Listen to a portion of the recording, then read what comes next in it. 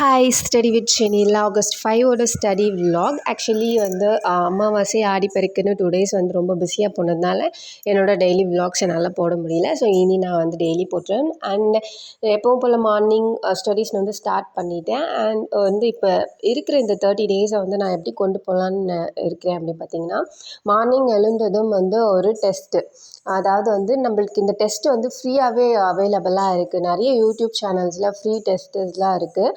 So அதில் வந்து நீங்கள் இன்றைக்கி என்ன கம்ப்ளீட் பண்ணுறீங்களோ அதை வந்து நீங்கள் உடனுக்குடனே டெஸ்ட்டை எழுதி பார்த்துருங்க. அண்ட் அதுக்கப்புறமா ஒரு கொஷின் பேப்பர் அனலைஸ், அதாவது ப்ரீவியஸ் இயர் கொஷின் பேப்பர் வந்து ஒன்று அனலைஸ் பண்ணிடணும். இதுதான் நான் டெய்லி வந்து கண்டிப்பாக இருக்க வேண்டிய ஒரு 2 விஷயமாக வச்சுக்க போகிறேன்.